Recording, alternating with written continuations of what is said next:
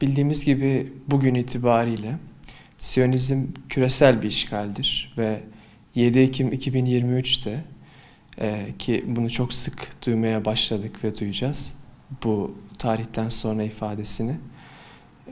Bu küresel işgale karşı dünyadaki bütün halkların küresel direnişinin farklı bir boyuta taşındığı bir süreci izledik. Bizim için de bu bir deneyime vesile oldu.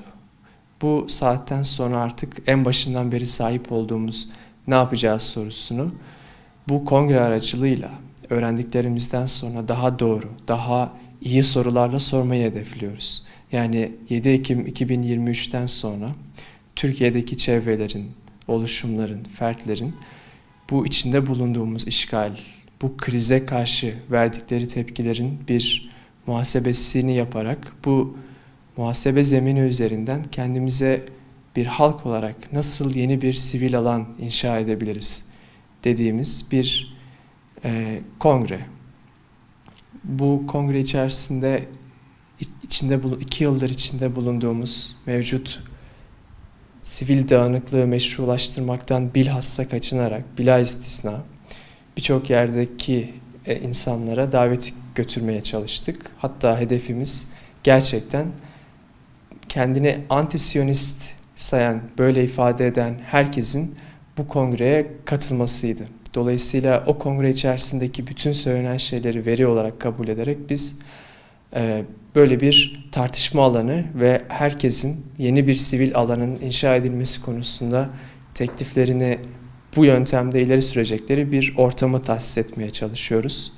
Bu kongre Rami Kütüphanesi'nde 8-14 Kasım tarihleri arasında bir aslında kongre formatında karşılıklı tartışılacak ve bir takım şeylere varılacağı şeklinde tasarlanıyor. Şu anda aktif olarak 65 tane katılımcı kabul etti davetimizi. Tabii bunlardan davet götürdüğümüz arasında çok aslında soruların da kendinde bir karşılık bulduğunu ifade ederek, yani müsait olmaması dolayısıyla katılamayacağını ifade edip metin olarak ya da başka şekillerde pasif katılımla destek vereceğini söyleyen insanlar da oldu.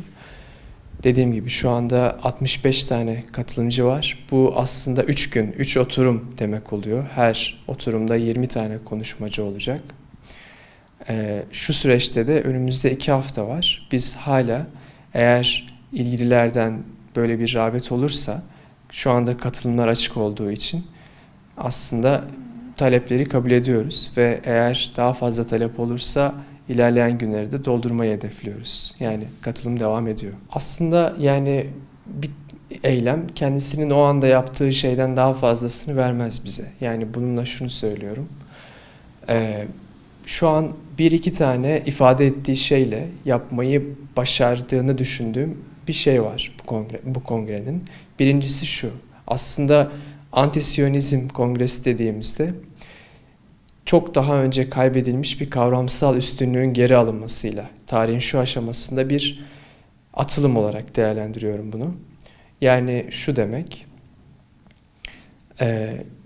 Siyonizmle nasıl mücadele edeceği konusundaki tavrın, üslubun mücadelenin içerisinde yeniden tanımlandığı bir aşamadayız. Ve bunu da bu 2 senenin nasıl yaşandığını hesap ederek yapmamız gerektiğini öne süren bir çalışma. Yani kısaca bir hatırladığımızda dünyada da Türkiye'de de çeşitli şekillerde her ne kadar İsrail'in Gazze'deki soykırımına doğrudan müdahale edilemese de halkların ilişkilerin kesilmesi, Siyonizmle mücadele edilmesi konusunda bir takım başarıları oldu. Bunların bize söylediği şey hepsinde bu oluşumlar, fertler tesir gösterdiklerinde kendi içinde bulundukları yapıları aşmışlardı. Örneğin Sumut bunun bir örneğiydi veyahut birçok örnek verilebilir. Dolayısıyla biz ne yapacağız sorusunu aslında nasıl içinde bulunduğumuz sivil alanı daha doğru aşmalıyız diyerek bunları aşmamızın gerekliliğini temel bir gerçeklik olarak kabul ediyoruz. Ve bu zemin üzerinden de bir sivil alanın teklif edilmesini teklif ediyoruz insanlara. Bu aşamada da bize ne verebilir? Şu an şu haliyle bile bir kongre olarak böyle bir farklı bir yöntem ve farklı bir üslubu tercih ediyor. Dolayısıyla evet, onun yani kısmen içinde henüz belirlenmemiş bir taraf olsa da şu an bu soruyu net bir şekilde insanlara veriyor. Buradaki sorunun da reddedilemeyecek bir soru olduğunu, bu haliyle bile bir tartışma alanı oluşturması bakımından ve bir kavramsal üstünlüğün geri alınmasıyla ben onda bir iki kazanım görüyorum. Bundan sonra onun bize ne verebileceği bize ve samimiyetimize bağlı.